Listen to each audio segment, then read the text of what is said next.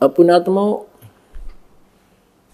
जब तक हम भगवान के इस ज्ञान से परिचित नहीं होते, हमारा जीवन पशु से बदतर है, भले ही हम मनुष्य की खाल में घूम रहे होते हैं।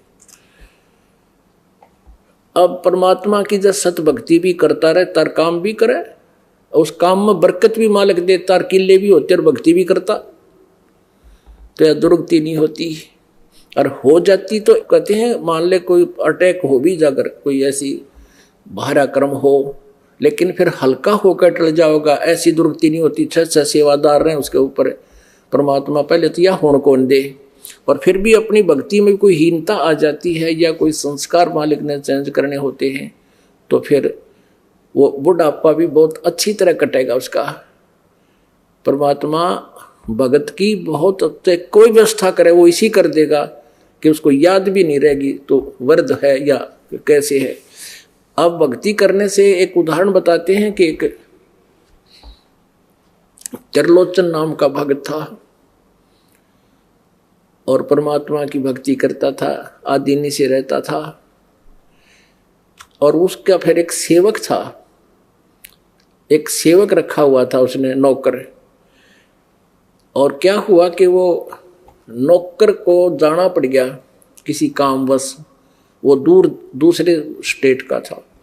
उसने कहा कि महाराज जी मैंने जाना पड़ेगा, ऐसे ऐसे घर में कोई घटना घट गई, पत्र आया है।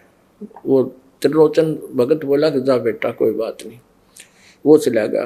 वो तो गया होगा बनमाने 20-30 किलोमीटर पैदल चला करते।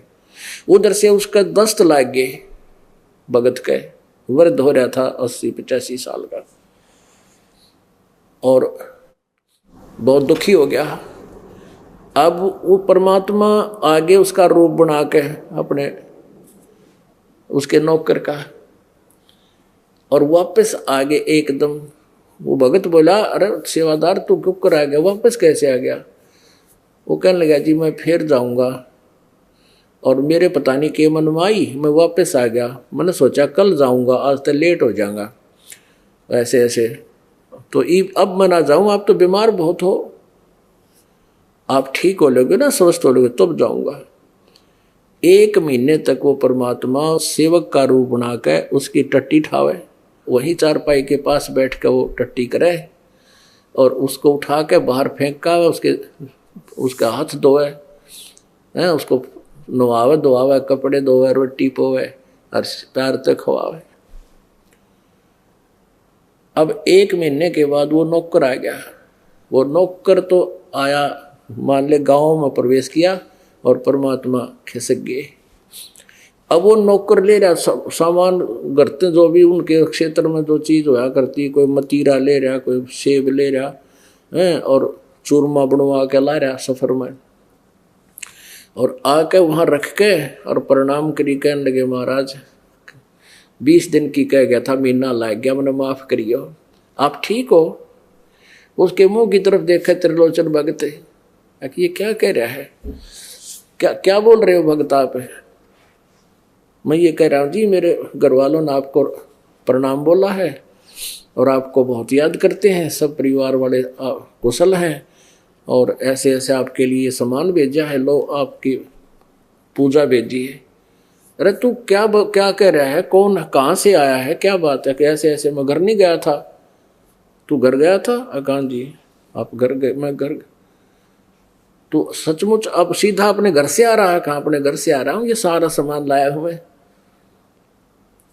तब उसकी आँखों में पानी आ गया। 80 साल के बूढ़े गए, रोने लग गया। बोला हे परमात्मा, इस पापी के ऊपर इतना भार चढ़ा दिया, आपने आकर के मेरे टट्टी तक उठा दी, मेरे साथ कितना अच्छा व्यवहार कर गया।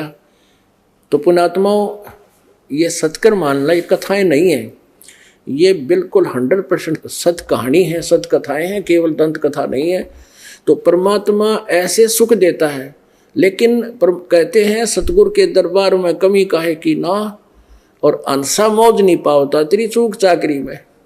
परमात्मा ऐसे लाभ देता है, लेकिन आप प्राप्त नहीं कर पा रहे उससे ये बेनिफिट, तो आपकी कोई सेवा शुश्रूषा में कमी रह रही है, आपकी कोई भक्ति में, कोई श्रद्धा में, आपके अंदर आस्था में या तरुटी है, जिस दिन यह निकल जाएगी उस दिन देखना नए नए चमत्कार आपको आगे दे पाओगे।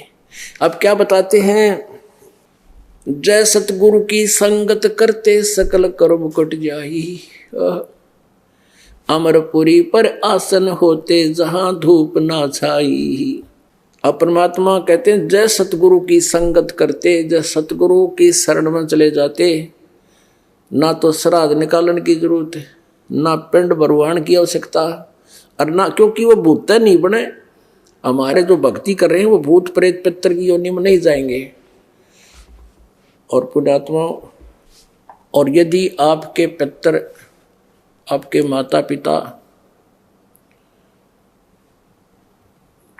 क्योंकि वो तो अंडरस्टूड है, जो भक्ति नहीं करके किसी ना किसी योनि में कष्ट उठा ही रहे हैं, कहीं भूत बने होंगे कि तो पशु पक्षी की योनि में होंगे। अब आपकी सच्ची श्रद्धा स्वाभाविक है कि आपकी आस्था भी जाएगी उनके प्रति के भगवान मेरे माता पिता की तो बहुत गुंडी दुरुक्ति हुई होगी, तो उसके लिए भी समाधान परमात्मा बताते हैं। आपके उन पितरों तक का छुटकारा आपकी भक्ति से हो जाएगा, और ऐसे हो जाएगा कि आपको पता भी नहीं चलेगा। इसका ये इतनी बेनिफिशियल है। कहते हैं भक्ति बीज होवे जो हंसा, और तारों तास के कुत्र वंशा। आने वाली 101 पीढ़ी तो पार होएगी, और जो पितर और योनियों में दुख पा रहे हैं उनको उनका भी छुटकारा हो जाएगा। उसकी विधि बताई जाती है।